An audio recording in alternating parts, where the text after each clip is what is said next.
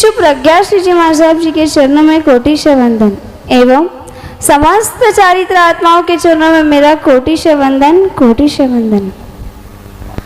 प्रभु मिलन के प्यासी, गुरु मिलन के आसी, ऐसे 25वें तीर्थंकर के समान समस्त चतुर्विद को मेरा सादर जय शिनेन्द्र, जय शिनेन्द्र। मैं जितने भी संघ में गई तो मैं सबके वहां पर शायद एक ही चीज छोड़ के आई थी। सब लोग मुझे पूछते थे कि नेहा दीदी आपको वैराग्य कैसे आया, आपके भाव कैसे हुए। शायद किसी को पता चल गया कि मेरे 9 साल का स्ट्रगल था, 9 साल का वैराग्य काल था, तो उनकी क्यूरियोसिटी थी ना वो इतनी बढ़ गई, इतनी बढ़ गई। तो मैंने हर जगह पे एक ही चीज़ बोली, मैं सिर्फ हिंट देकर जा रही हूँ, जिसको सुनना है वो मेरे विदाई के स्पीच में आना, मैं पूरी विस्तार से स्टोरी बताऊंगी। वहाँ पर आपको पता चल जाएगा कि मुझे वैराग्य कैसे हुआ, जिसकी मुझे 9 साल से इंतज़ार था, जिसके लिए मैं 9 साल से तड़प रही थी। ऐसा संयम जीवन, ऐसा शुद्ध संयम जीवन कल मुझे मिलने वाला है। तो आप सोचो कि जो 9 साल का मेरा स्ट्रगल था, अब शायद 9 घंटे ही बाकी है, 12 बज रहे, लगभग 9 साढ़े 9 बजे मुझे रजोहरण मिल जाएगा। तो मेरे आनंद का क्या सीमा होगी। मैं नाच रही हूँ, कूद रही हूँ सबके सामने, वो तो मेरी बाह्य आनंद दिखा रही हूँ मैं सबको, पर मेरा आंतरिक आनंद तो मेरे प्रभु और गुरु ही जानते हैं कि इसके मन में क्या चल रहा है, ये क्या करने वाली है, ये सिर्फ मेरे प्रभु और गुरु ही जानते हैं। संयम यानी वितराग के पथ पर चलने का वैल्यूएबल वारिस, पापों का अंत करने वाला है ये संयम, मोक्ष पथ पर प्रयाण करने का हाईवे है संयम, और पापों का विनाश करने वाला है ये संयम।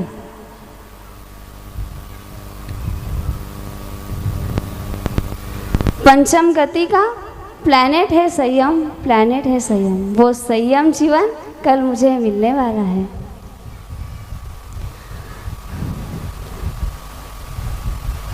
सब लोगों को वैराग्य के बारे में जानना है, तो पहले वैराग्य के बारे में बताओ या प्रभु के बारे में बताओ। आप लोगों की जो डिमांड होगी वो पूरी होगी।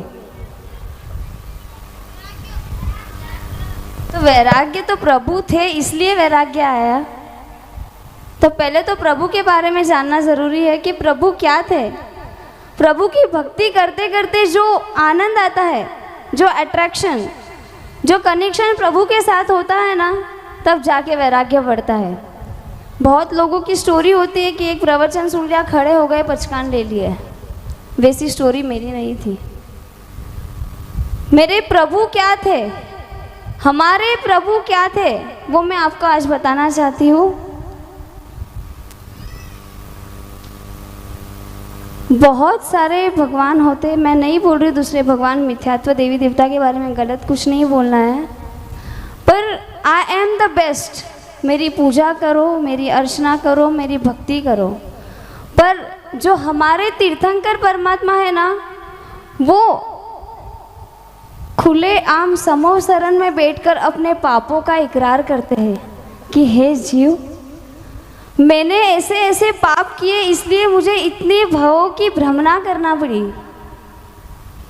इतने भव चक्र में घूम कर आया हूँ, और आज भले ही मैं तीर्थंकर सिद्ध परमात्मा बन चुका हूँ, पर बहुत सारे भव कर कर उनको भी, तीर्थंकर परमात्मा को भी उनका लास्ट भव ऐसे मिला है। जैसे महावीर भगवान जी के 27 भव, ऐसे हर भगवान के भव हुए हैं। तो प्रभु इतने कल्याणकारी है, करुणाकारी है कि वो हम लोगों को एक ही चीज़ बताते हैं कि हे जीव, जो पाप मैंने किए वो पाप तू मत कर,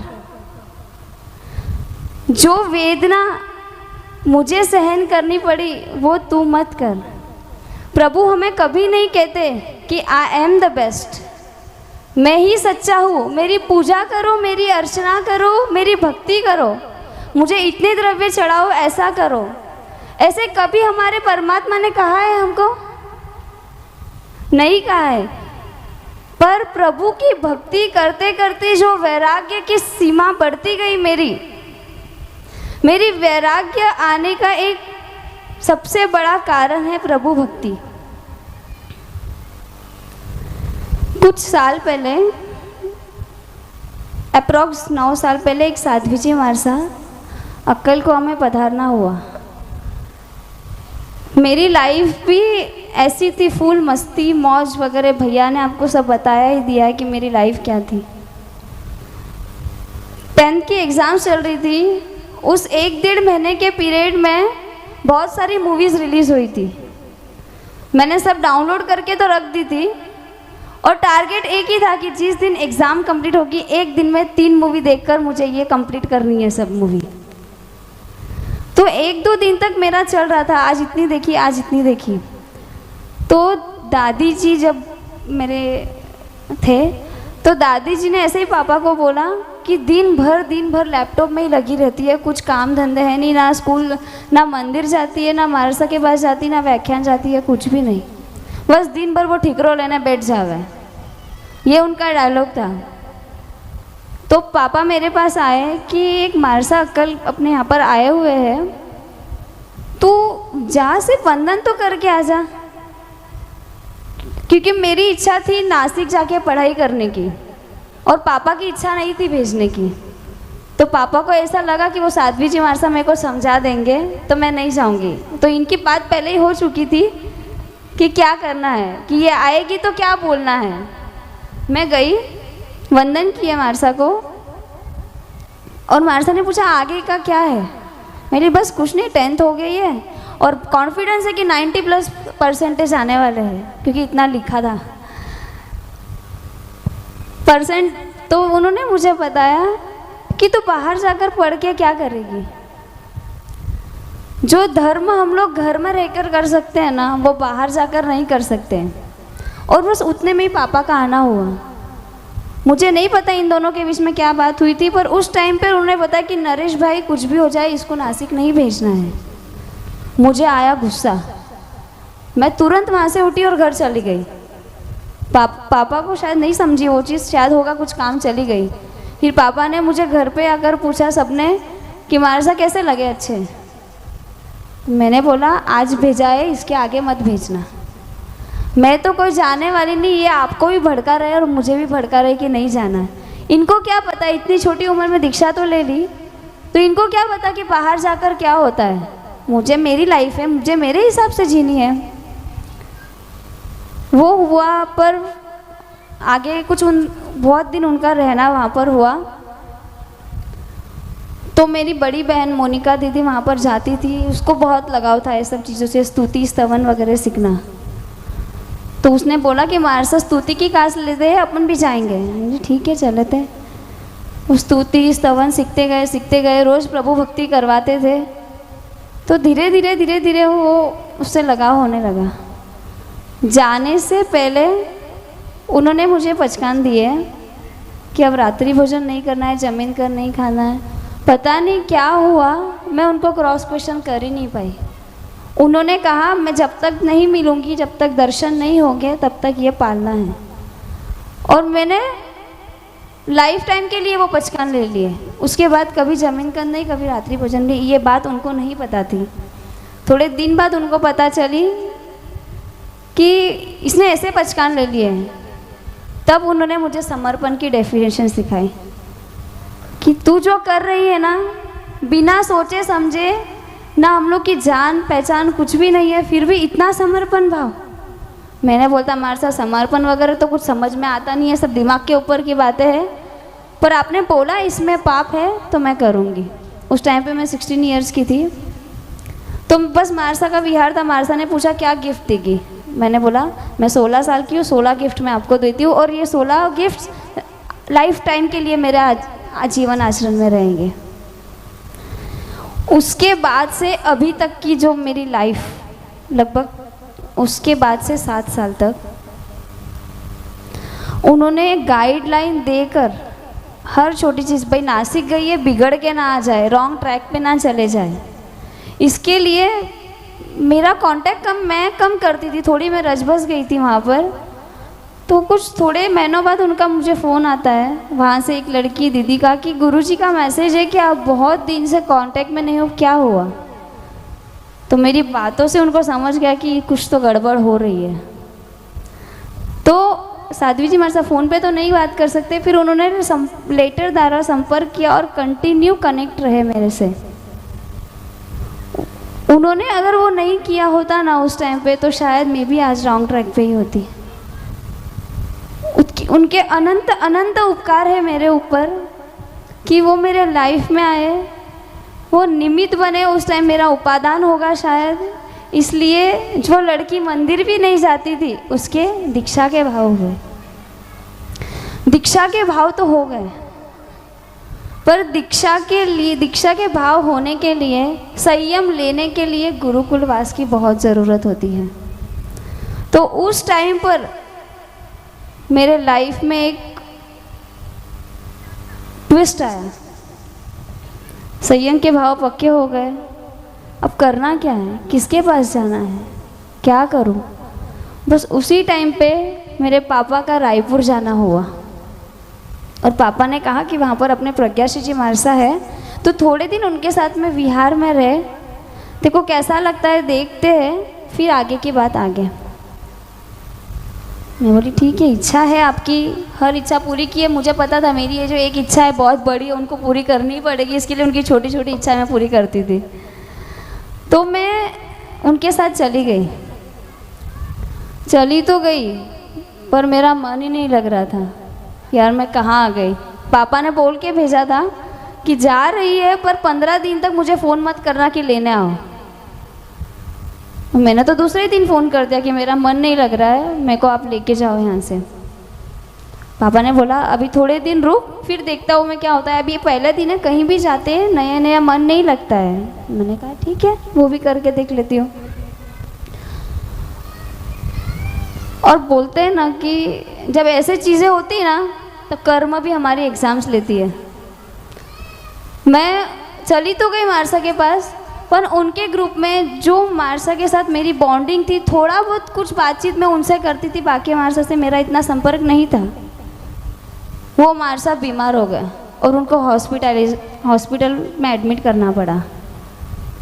मैंने बोला अब तो सोने पे सुहागा है, अब पापा को फ़ोन कर दो कि आपने बोला था थोड़े दिन रहे, अच्छा नहीं लगेगा तो चले जाना। मैंने बोला मैं वो मारसा, बड़े मारसा को तो मैं जानती हूँ, पर बड़े मारसा इतने कामों में व्यस्त रहते हैं तो मैं कैसे उनसे बात करूँ, बाकी मारसा से करूँ नहीं करूँ समझ नहीं पड़ रहा था।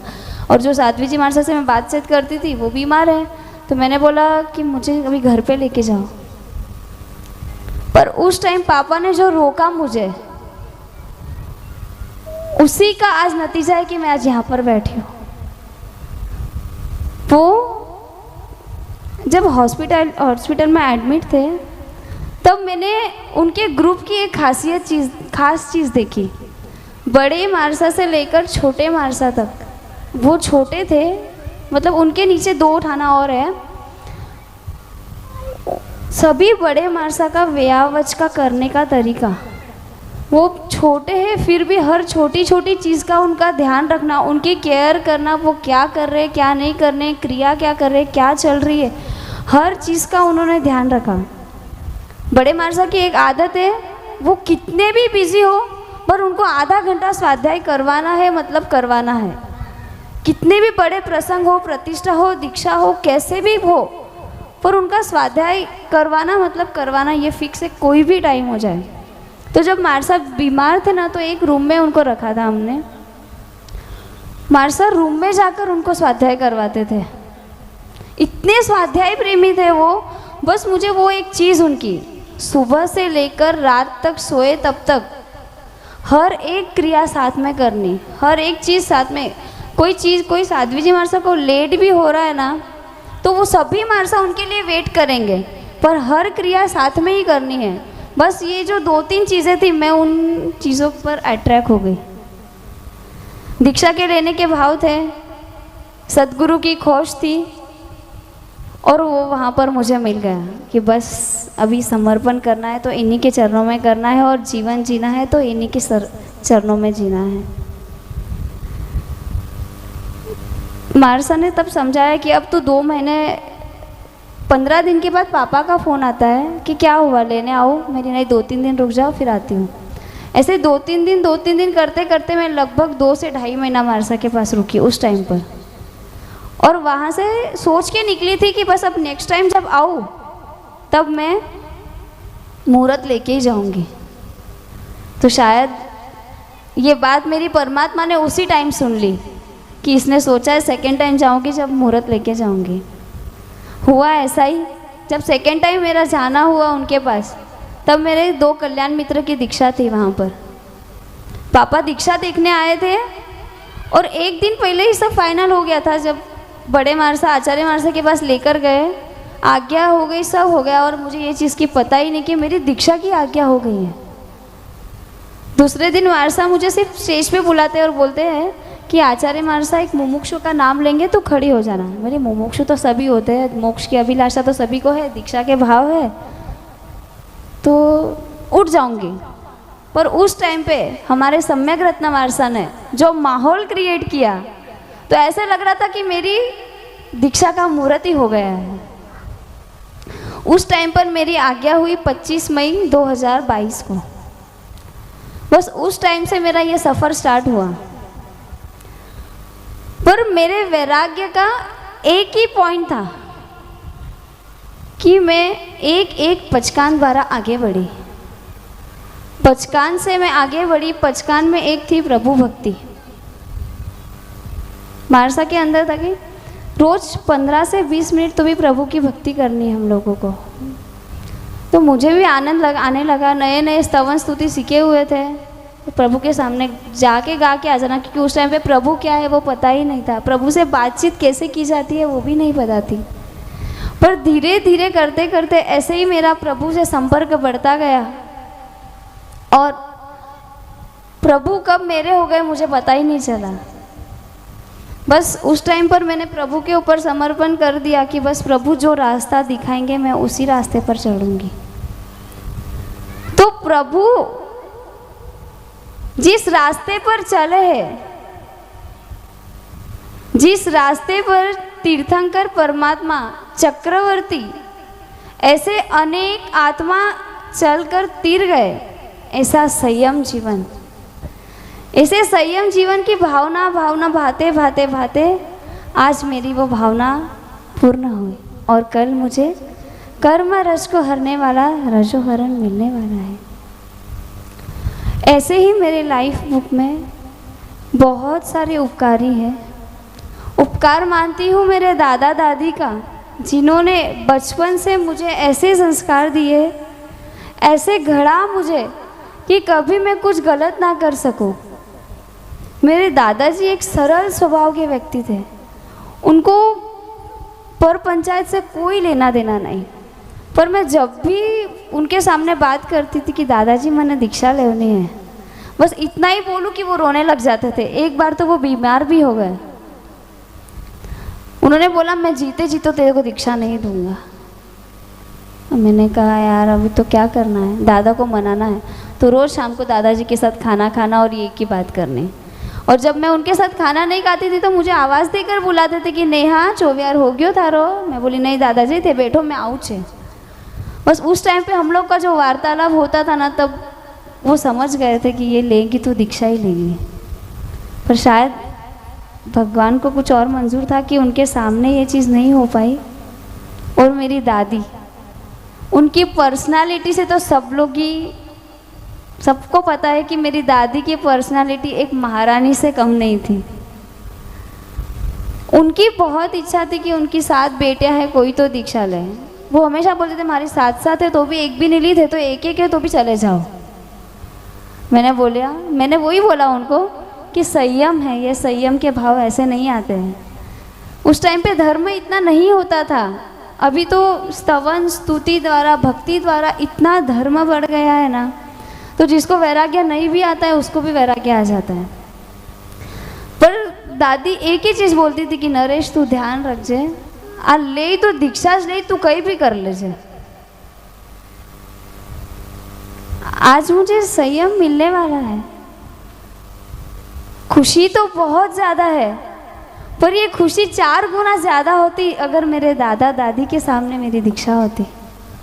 पर कुछ नहीं, प्रत्यक्ष रूप में नहीं, अप्रत्यक्ष रूप में देवलोक से वो मुझे प्रमत आशीर्वाद बरसा रहे हैं कि तेरा संयम उजमाड़ बने, तेरा पंथ उजमाड़ बने।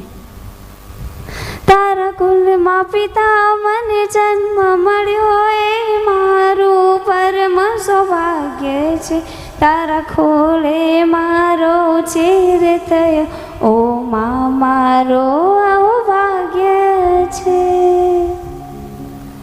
તારું નામ સદા દીપાવીશું, તારા સંસ્કારોને પાડીશું, તારા કુલને હું અજવાડીશું, તારી આંખોને ના વીંજવીશું।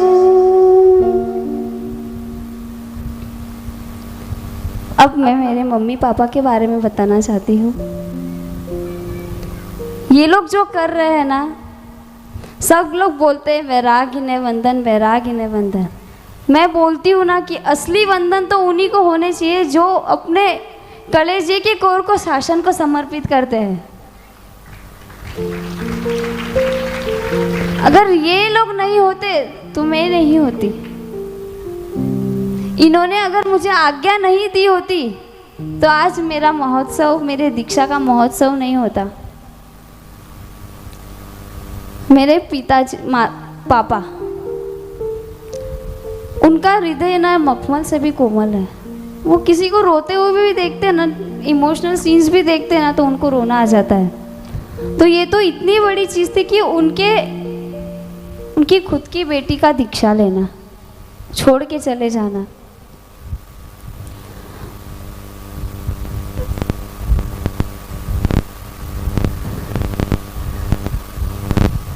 उनकी बिल्कुल इच्छा नहीं थी कि मैं दीक्षा लूँ, बस तो अच्छे संस्कार में रहे, अच्छी श्राविका बन, बस ये उनके भाव थे। पर उनको क्या पता था कि मैं ज़बरदस्ती जिसको महाराजा के पास लेके गया वो खुद साध्वी बनने के लिए रेडी हो गई है। उन्होंने बहुत मुझे समझाया कि नेहा तू ये सब नहीं कर सकती है, लाइफ बहुत डिफ़िकल्ट है आगे की। तुझे सिर्फ ऊपर ऊपर का दिख रहा है, एक गुरु के प्रति अट्रैक्शन की वजह से तू दीक्षा ले रही है। पर जब उन्होंने मेरी क्रिया देखी, मेरे संयम के प्रति लगाव देखा, उन्होंने मन में तो ठान ही लिया था कि ये लेगी तो दीक्षा ही लेगी। पर एक बार मना के देखता हूँ कि कोई भी मम्मी पापा इजीली दीक्षा की आज्ञा नहीं देते। मेरे साथ भी यही स्ट्रगल चलता गया। पर फिर भी इनके अनंत उपकार है कि इन्होंने मुझे शासन को समर्पित होने से नहीं रोका और आज आज्ञा प्रदान की। मेरी मामी एकदम सरल स्वभाव, किसी से ज़्यादा कोई लेना देना नहीं, कुछ नहीं करना। पर कोई भी चीज़ लेनी है, मतलब छोटी से छोटी भी चीज़ उन्होंने लाई है ना, तो मुझे दिखाती है। मैं हॉस्टल भी थी तो वीडियो कॉल पर दिखाती थी कि देख मैं आज साड़ी ली है।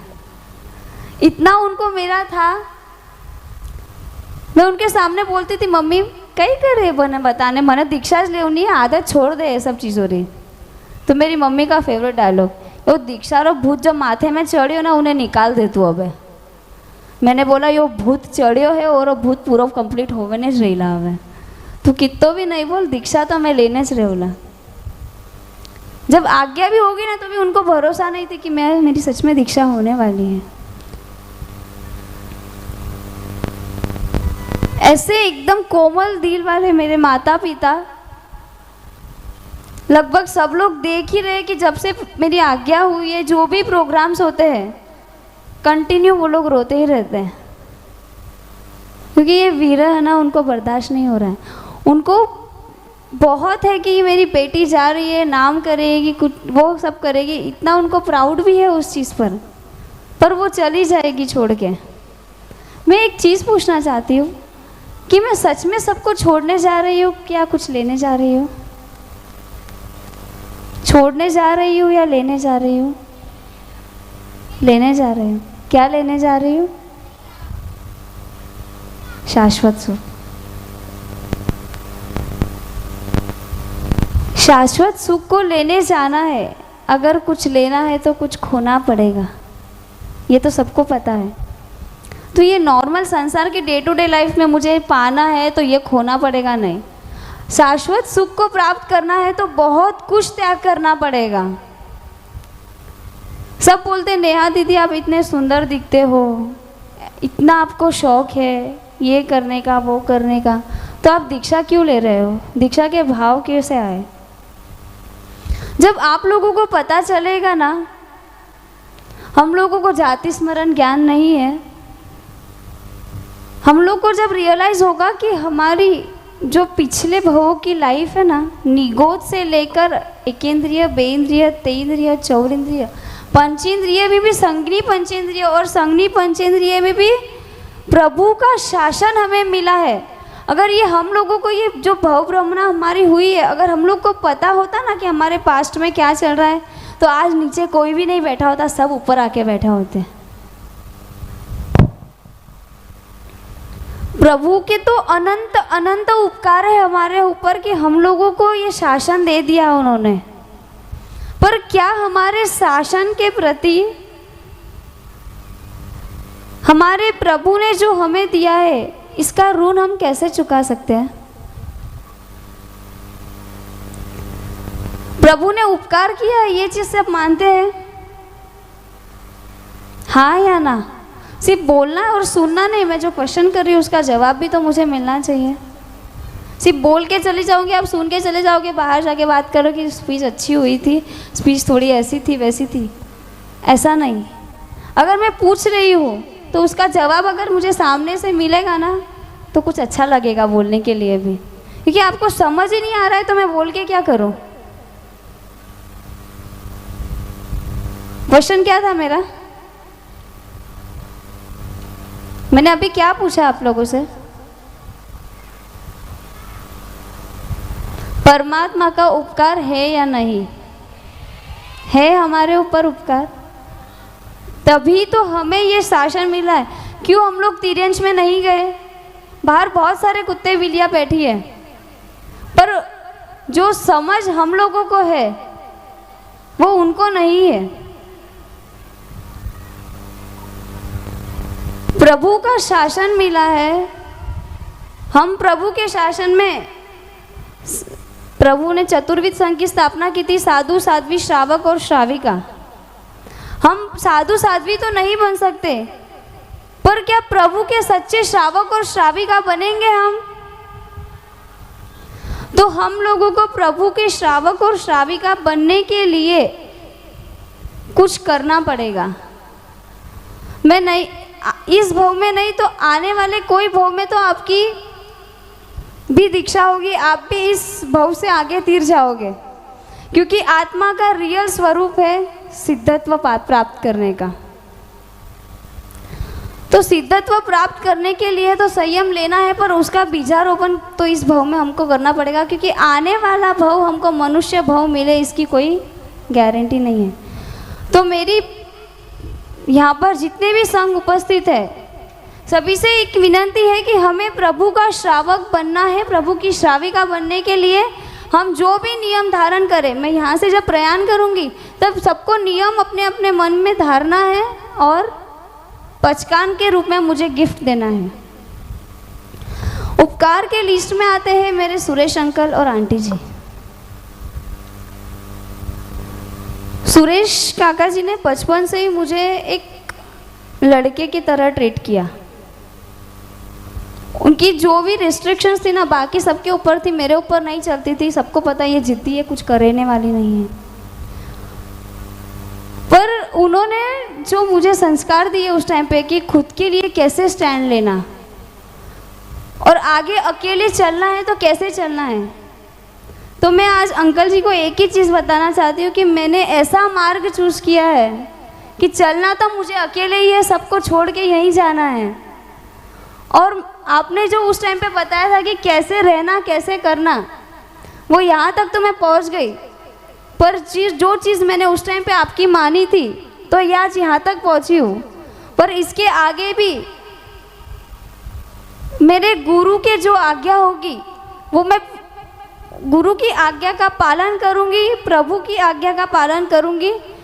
तो सिर्फ एक अंकल की बात मानकर मैं आज यहाँ पर बैठी हूँ, तो प्रभु और गुरु की आज्ञा पालन करूँगी तो जल्द से जल्द सिद्धत्व को भी प्राप्त करूँगी। हमारे आंटी जी बोलने जाए तो एक कॉमेडी क्वीन, दिन भर उनको चिढ़ाना,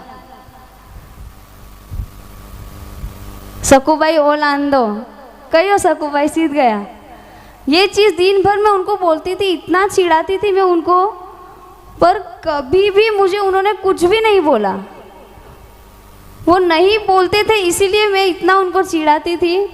और उनका एक समझाने वाला फेवरेट, एकदम समझाने वाला सेशन, कुछ भी छोटी बड़ी चीज़ हो, झगड़ा चल रहा है मेरा या किसी का, उनको बात का कुछ पता नहीं होता है, पर आके समझाते थे, नेहा जी ऐसा नहीं करनो, हर्ष तो ऐसा कहीं करे। मैं उनको पूछती थोड़ा माला में चल रहे हो कहीं है, तो बोले नहीं, तुम्हारे समझाने की कराया पचे थे। मतलब ऐसी भी लैंग्वेज में यूज़ करती थी ना, तो कभी प्रति उत्तर नहीं, कभी गुस्सा नहीं मेरा।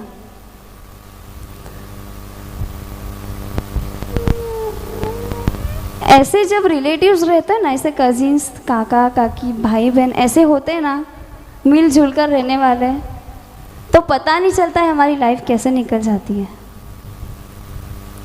उसमें उपकारी के क्रम में आते हैं मेरे दिलीप अंकल और चाची जी। दिलीप काका जी ने मुझे हमेशा एक बेटी की तरह ट्रीट किया है, क्योंकि मेरी दादी की इच्छा थी सबको एक लड़का एक लड़की, एक लड़का एक लड़की है, नेहा एक्स्ट्रा है, नेहा ने तू रख ले। मैंने बोला मैं एक्स्ट्रा हूँ तो मैं सच में निकल जाऊँगी अब। और जब उनको दीक्षा का पता चला तो बोलते या तो एक्स्ट्रा है या तो जावे हवे। पर एक्स्ट्रा वाली बात नहीं है, तो एक जस्ट कमेंट पास हुई है। हम दोनों का रिलेशन ऐसा है ना, हर चीज़ साथ में करना, खाना जब तक मैं रात को खाती थी तब भी साथ में ही खाते थे, पर जब से मैंने बंद किया तब से सुबह का खाना, उनको कितना भी लेट हो, कितना भी दुकान में रश हो, फिर भी साथ में ही बैठ के खाना खाना है। मुझे कितनी भी भूख लगी हो, पर हम लोग साथ में ही खाना खाते थे। अगर मैं कभी बाहर गई हूँ कुछ काम से, वो मेरा वेट करते थे, मैं उनका वेट करती थी। कुछ भी हो जाए, कोई भी चीज़ लाओ, साथ में करनी है। हम लोगों को अत्तर का बहुत शौक था, वो नया कोई भी अत्तर लेके आए, देख मैं यहाँ ये नया लाया, मैं बोली इतनी मोटी बॉटल है, छोटी बॉटल में मैंने निकालने दे जो। बस ऐसे ही हम लोगों की मस्ती चलती रहती थी। और चाची जी, उनके साथ में तो मेरा एकदम फ्रेंडली बिहेवियर, एक बड़ी बहन होती है ना वैसे उनके साथ ट्रीट करती थी मैं। कुछ भी करना हो, लाना हो, कोई भी ड्रेस लाया हो, कुछ भी लाया हो, चाची जी कैसे दिखे, वे बोलते थे अच्छा नहीं है रिजेक्ट, अच्छा है तो ठीक है। बस ऐसे ही हम लोगों का रिलेशन चलता गया। उपकारी के रूप में मैं मेरे भाई बहनों को कुछ कहना चाहती थी। बंटी भैया, मोनिका जी, ये दोनों नहीं होते तो शायद मेरा बचपन इतना सुनहरा और इतना मेमोरेबल नहीं होता। बंटी भैया के सामने ना, उसने तो सब चीज़ बताई कि नेहा जो भी डिमांड करती थी वो मैं पूरी कर देती थी। सच में वो मेरा विश बुकर है। छोटी से छोटी, बड़ी से बड़ी कोई भी चीज़ मैंने उसको बोली है और मुझे नहीं मिली है, ऐसा हुआ ही नहीं है। लास्ट दीक्षा के प्रोग्राम में भी मुझे मंडप भी ऐसा चाहिए, एंट्री भी ऐसी चाहिए, ऐसा चाहिए, वैसा चाहिए। जितना मुझे मैंने उसको बताया है ना, उससे कहीं गुना ज़्यादा ही उसने करके दिया है मुझे। बचपन से लेकर हमेशा हर चीज़ हम लोगों की साथ में। हमको घूमने जाना है, मेरी आज्ञा हुई ना, घर पे आई, दूसरे दिन तेरी ट्रैकिंग करने की इच्छा थी ना, अपन ट्रैकिंग करने जाएंगे। मतलब जो बोला वो पूरा किया है। आज वो लोग भी बहुत बड़ा त्याग कर रहे हैं, मैं उनके भी चरणों में बहुत बहुत नतमस्तक हूँ। बस ऐसे ही मेरा साथ देते रहना। मोनिका दीदी,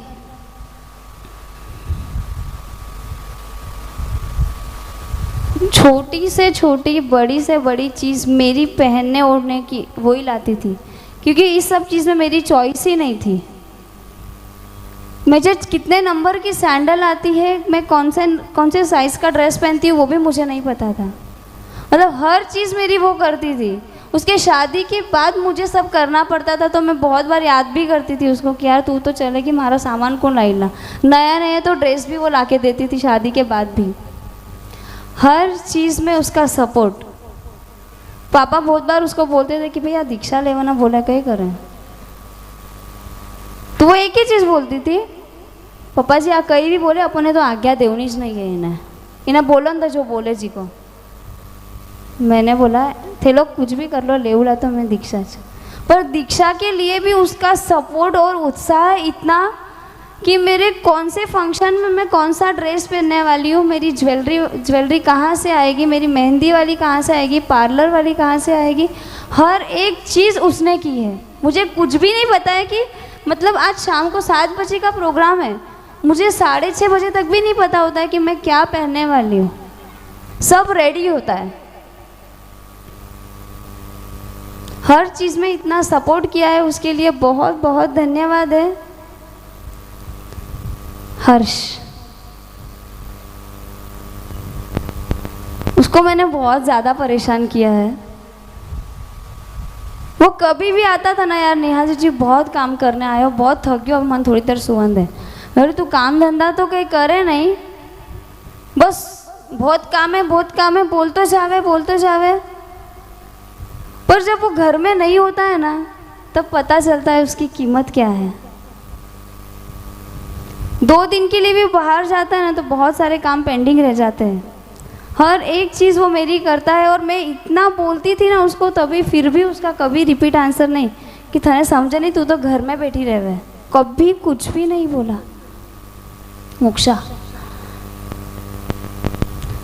मैंने तो 14 ईयर्स से त्याग की शुरुआत की है, पर जब से मैंने शुरुआत की है ना, वो तो शायद उस चीज़ का समझ भी नहीं था उसको, पर फिर भी नेहा दीदी नहीं कर रही तो मैं भी नहीं करूँगी।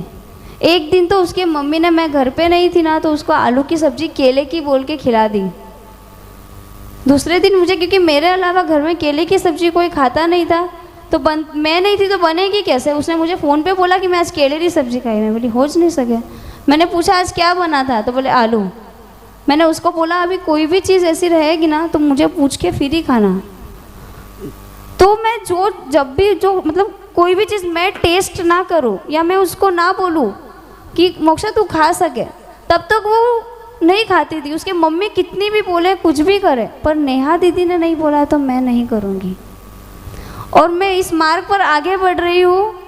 उसका इतना सपोर्ट है इस चीज़ के लिए कि नेहा जी तू जा, मैं भी थारे पीछे पीछे जल्दी जाऊँगा। मैं बोली अच्छा है, थने तो सब बनो बनाए मिल के, मैंने 9 साल स्ट्रगल करना पड़े, थने तो कुछ भी नहीं करना पड़ेगा, बस थोड़ा बहुत मनाना पड़ेगा, आने मिल जाएगा। हार्दिक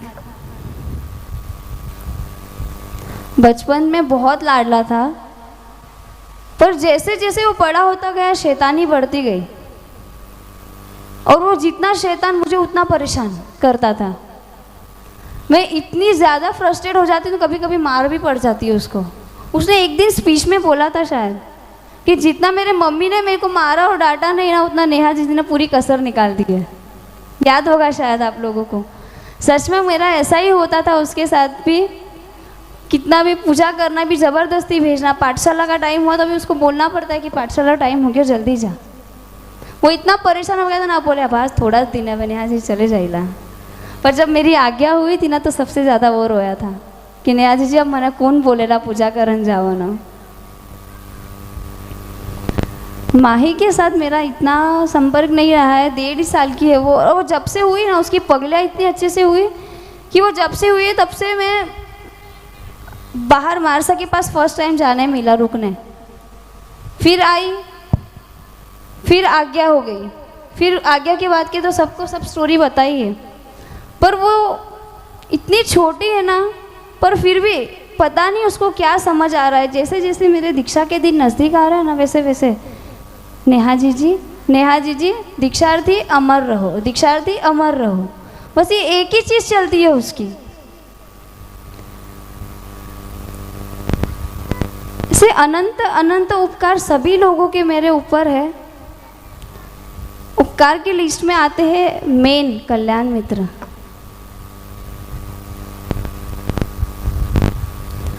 कल्याण मित्र वही होता है जो प्रभु के मार्ग पर हम लोगों को आगे बढ़ाने के लिए सपोर्ट करता है। फ्रेंड्स की बात नहीं हो रही है, ये कल्याण मित्र की बात हो रही है। जब मेरा वैराग्य की शुरुआत हुई ना, तब मुझे उसी टाइम एक कल्याण मित्र मिले, परिधि। उसका हर चीज़ के लिए मेरा इतना सपोर्ट, मुझे कभी भी मार्सा के पास जाना है, कुछ करना है, मेरे दिमाग में इतने विचार चलते थे क्योंकि इतने इजीली डिसीजन नहीं लिए जाते हैं। तो वहाँ पर क्या हो रहा है, कैसे हो रहा है, उनसे सब शेयर करती थी मैं। फिर वो मुझे बोलते थे कि नेहा आपको क्या करना है अभी आगे। हर एक चीज़ में उनका इस चीज़ के लिए तो हमेशा सपोर्ट मिला, क्योंकि हम लोगों की जब भी बात होती ना, इधर उधर की फालतू बातें कभी भी नहीं हुई। बस धर्म और समर्पण, ये दो ही चीज़ वो मुझे सिखाते थे। उस चीज़ का, हम दोनों का यही चीज़ था, वो उपकार पूरा करने के लिए आज वो मेरी दीक्षा में भी पधारे हैं।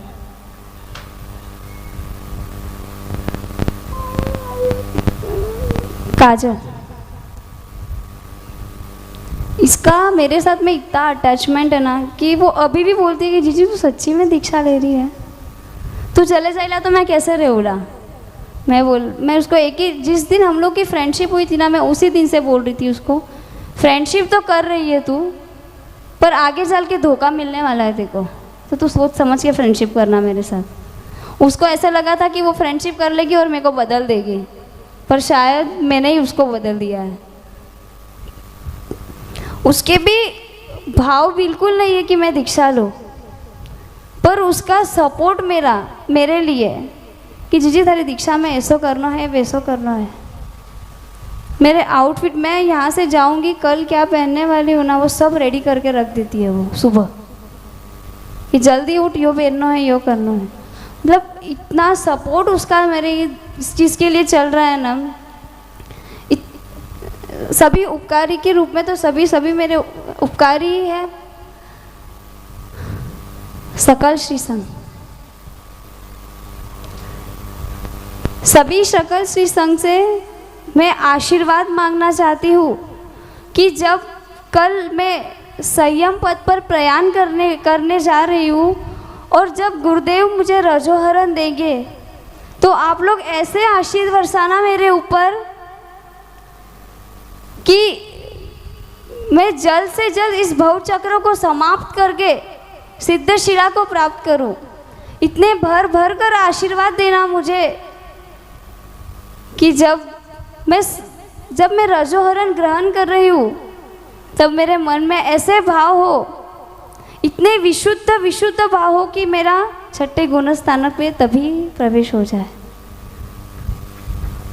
शुभम भव, श्रेय भव, मंगल भव, कल्याणं भव। शुभम भव, श्रेय भव, मंगल भव, कल्याणं भव। चारित्र मार्गे हो मंगल प्रयाण, प्रभु वीर समागम हो प्रशस्त प्रयाण।